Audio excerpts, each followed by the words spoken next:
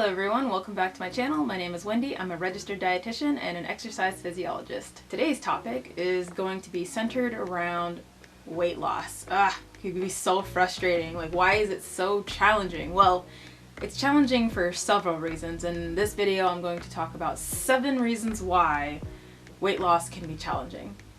Number 1, biological factors, such as your metabolism. So your metabolic rate, or the rate of metabolism, is different between everybody, and that can also be affected by things like how much lean body mass you have, how much body fat you have, and if you have a slower metabolism, then it'll make it harder to burn calories. The second version is hormone balance. Hormones, like the signals that'll make you feel hungry or those will make you feel full, called leptin and ghrelin, those regulate your hunger cues, and so any imbalances in those can lead to an increase in hunger or reduced feelings of feeling full. Number 2, psychological factors. There's emotional eating.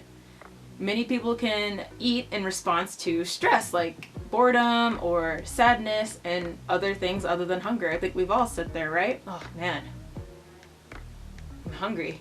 Are you really hungry though? Because we just ate. Yeah, well, we're watching a movie, so I might as well just get some popcorn. Another psychological factor, the motivation and the willpower.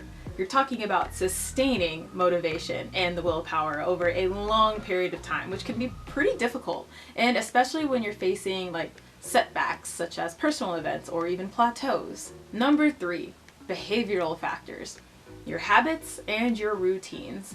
So unhealthy eating and sedentary habits can deeply be ingrained, and they're also really hard to change, especially if you're so set in one certain way. There's also the food environment.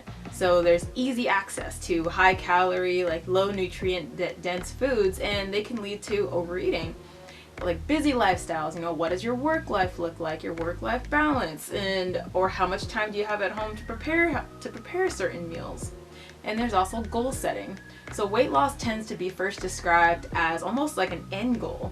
So in our heads, we see what we want to look like rather than trying to take the steps to get there. So, what about next week? And next week we just think, okay, well, when I'm 30 pounds lighter.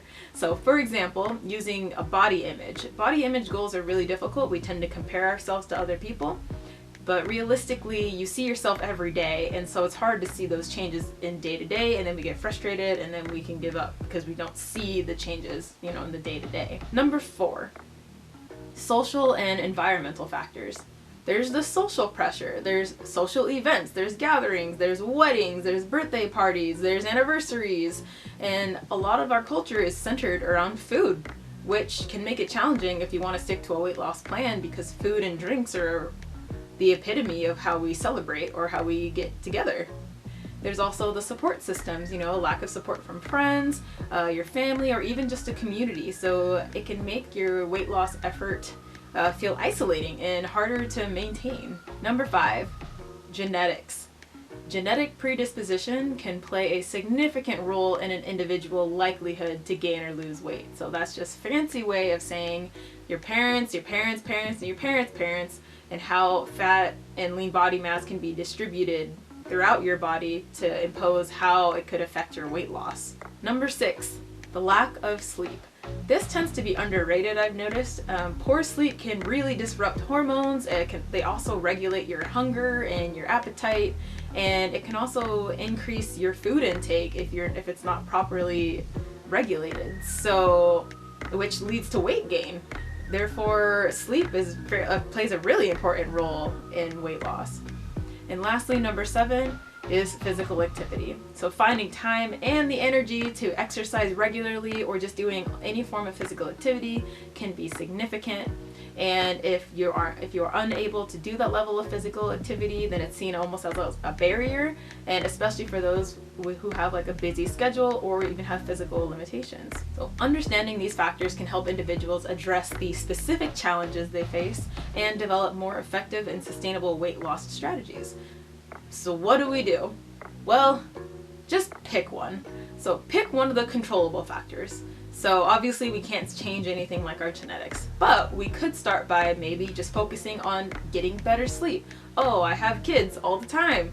Let me focus on one night. Just take a bath, drink some tea, go to bed at a nice time, turn your phone off. You're gonna focus on just getting one night of good sleep.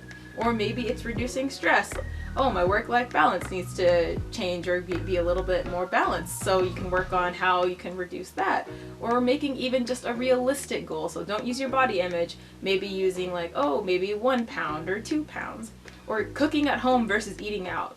Just pick one and then you can start from there. When you start from picking just one of those controllable factors, you're more likely to just continue to add on to it, and then you can just keep adding on more as you get going or as you're realizing how to control one of the aspects to help more successful with weight loss. If you found this video helpful, please hit like, share, and subscribe, and I'll be bringing you more tips on nutrition.